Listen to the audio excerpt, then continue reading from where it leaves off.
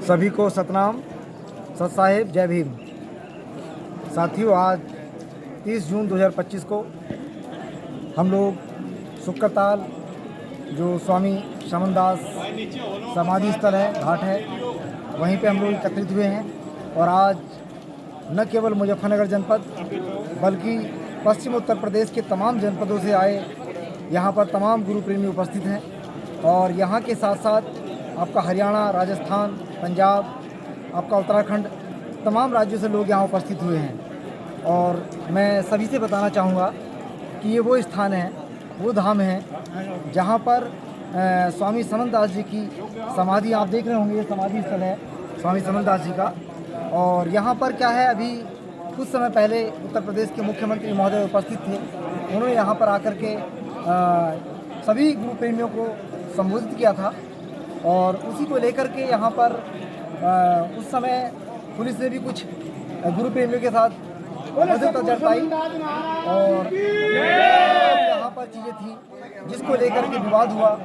और दूसरी बात ये थी कि उस दिन जब यहाँ पर मुख्यमंत्री महोदय आए तो मैंने देखा वीडियो में, तो वो वंदे मातरम और भारत माता की जय के नारे से अपना कार्यक्रम शुरू करते हैं, जबकि हमारा तो कार्यक्रम सत साहिब सतनाम से शुरू होना था। ये सब लोग यहाँ पर मौजूद हैं, कि भीड़ यहाँ पर आई हुई आज मौजूदा। तो हमारा मतलब ये है कहने का कि आज जो हम लोगों की संस्कृति और सभ्यता है, जो महानायक संत गुरु रविदास जी और स्वामी समनदास जी की जो विरासत है, जो वैचारिक और उनकी सांस्कृतिक धरोहर है, उसको कैसे संरक्षित किया जाए, कैसे सुरक्षित रखा जाए, कैसे इसको आगे बढ़ाया जाए, अगली पीढ़ी को कैसे ट्रांसफ़र किया जाएगी अपनी धरोहर, इस बात को लेकर के आज यहाँ पर तमाम दूर दूर से लोग इकट्ठा हुए हैं गुरु प्रेमी। और सबकी इच्छा है कि एक ऐसा धाम बने, दुनिया का ऐसा धाम बने जहाँ पूरी दुनिया के जो गुरु प्रेमी हैं वो यहाँ पर उपस्थित हों, यहाँ पर दर्शन करने के लिए आएँ। और आप देख रहे होंगे लोगों का लगातार आना जाना है। और ख़ास तौर से जो यहाँ के प्रबंधक महोदय हैं स्वामी गोवर्धन दास जी, उनसे भी हमारा तो यही कहना है कि जो जिस तरह का आपसी आप संतों में विवाद है, उस विवाद को बैठा करके निपटाएं। और निपटने के बाद जो है लोगों का विश्वास जो यहाँ पर है, एक मतलब एक आस्था, वो आस्था ना टूट पाए।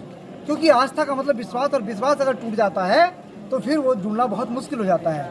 इसलिए विश्वास को बनाए रखें। और दूसरा मैं कहना चाहूँगा कि यहीं से एक संस्था स्वामी कल्याण देव के नाम से चली और तमाम जिलों में उन्होंने अपने डिग्री कॉलेज, अपने इंटर कॉलेज, अपने तमाम शिक्षण संस्थान खोल दिए। तो मैं यहाँ के संतों से और तमाम यहाँ पर आए तमाम गुरु प्रेमियों से कहना चाहूँगा कि हमारी भी यहाँ पर एक संत रविदास समनदास स्वामी की एक विश्वविद्यालय बनना चाहिए, एक यूनिवर्सिटी, ताकि पूरी दुनिया में ये पता चले कि मुजफ्फरनगर के अंदर सुक्करताल में स्वामी समनदास जी और संत रविदास जी के नाम से एक बहुत बड़ा विश्वविद्यालय बना हुआ है।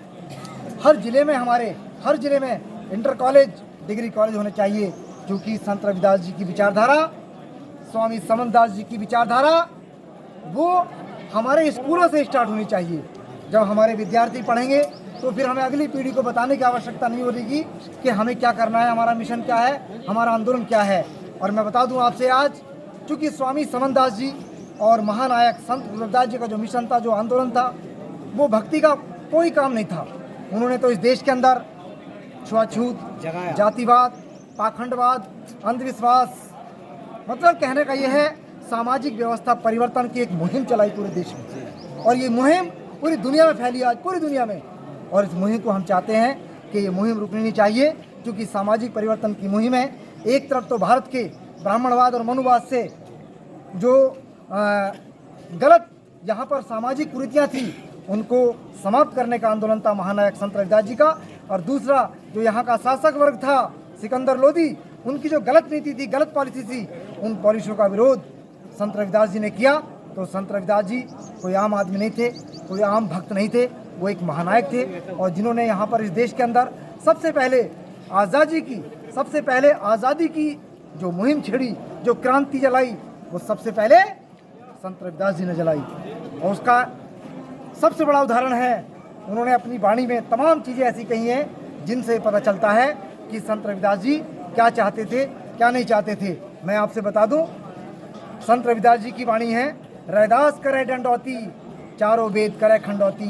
तो साथियों, मैं ये पूछना चाहता हूँ संत रविदास जी के अनुयायियों से कि जब चारों वेदों का खंडन कर रहे हैं हमारे गुरुजी, तो फिर ये उनके अनुयायी वेदों की बात को क्यों सुन